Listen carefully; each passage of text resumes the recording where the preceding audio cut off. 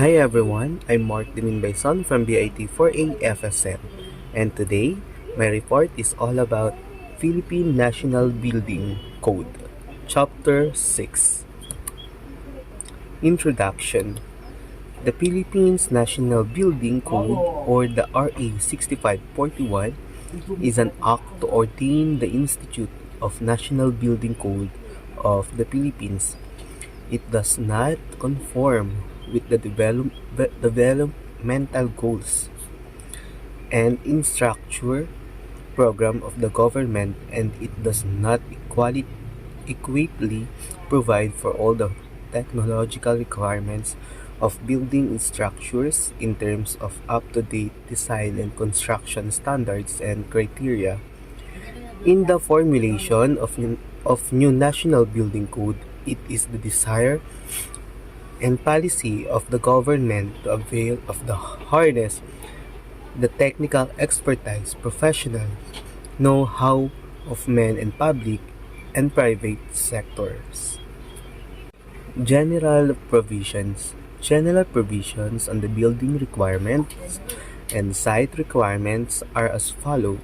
General building requirements. First is all buildings or structures as well as accessory facilities thereto shall conform in all respect to the principles of safe construction and must be suited to the purpose which they are designed. Second, building or structures intended to be used for the manufacture and or production of any kind of article or product shall be observed adequate environment safeguards. Third, buildings or structures and all parts thereof as well as all facilities found therein shall be maintained in safe, sanitary, and good working condition. Site requirements. The land or site upon which be constructed and building or structure or any ancillary or auxiliary facility thereto shall be sanitary, hygienic, or safe. Second, sites or buildings intended for human habitation or abode abode the same shall be at a safe distance as determined by competent authorities from streams or body of water and or sources of air considered to be polluted from volcano or volcanic site and or any other building considered to be potential source of fire explosions. Types of construction. There are 5 types of construction. This will help the learners understand what type of construction of building they see in public. It will also help them identify materials to be used in making such structures. Type 1 shall be made of pure wood construction. Type 2 shall be of wood construction with protective fire resistant materials, and 1 are fire resistive throughout except that permanent non-bearing partitions may use fire retardant treated wood. Type 3 shall be of masonry and wood construction. Structural elements may be any of the materials permitted. Exterior wall shall be of combustible fire resistive construction type. 4 shall be of steel, iron, concrete, or masonry construction, and walls, ceiling, and permanent partitions shall be of incombustible fire resistive construction.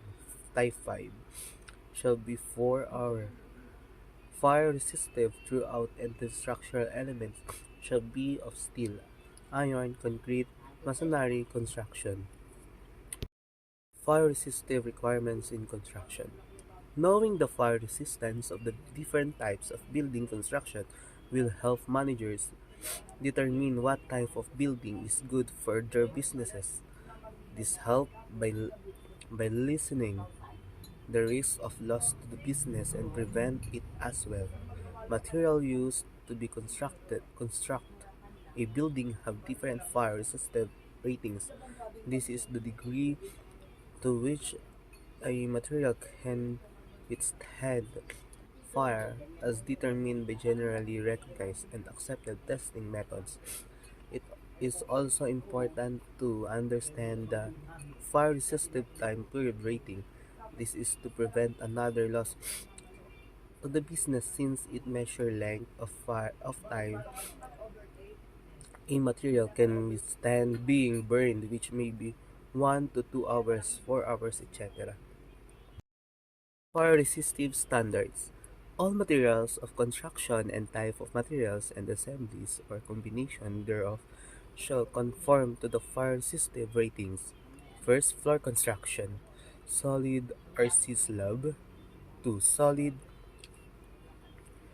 pre-stressed concrete slab. 3. Partitions. 4. Protection of for metal structural members. 5. Exterior wall. 6. Column. All existing openings all on firewalls should be sealed completely to maintain the fire integrity of adjoining building structures. Building height. The maximum height and number of stories of proposed building shall be dependent upon the character of use or occupancy and the type of construction, considering the following factors: end users, population density, light and ventilation, width of row, streets particularly of its roadway, carriageway component, building bulk, off-street comes off site parking requirements, and number of stories of proposed building in relation to first local land use plan and zoning regulations, second environmental considerations, third availability and capacity of public utility service system, determination of building height limit or BHL, general measure from the established grade line to the topmost portion of the proposed building structure. The BHL of any proposed building or structure shall only be as allowed under the NBC rule. For sloping grade, perpendicular to a row with different in elevation of less than 3.00 meters, the highest adjoining natural grade ground surface of finished grade sidewalk surface shall be established grade elevations. Grade perpendicular to a row with a difference in elevation for more than 300 m.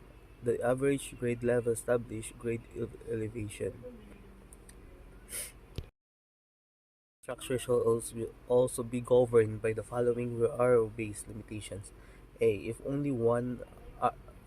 if only one row services a lot and such is only 6 to 7 meters wide, BHL of 3 stories or 9 meters maximum shall be observed regardless of use or occupancy, lot size, dimension, etc.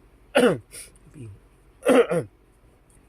If only one row services a lot and such is only 4 to 5 meters wide, a BHL equivalent to 2.5 stories or 7.50 meters maximum shall be observed.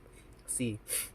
If only one row services a lot and such is only 3 meters wide or less, a BHL equivalent to stories or 6 meters maximum shall be observed. D. Taller buildings are allowed for duly approved high-density development such as planned unit development areas.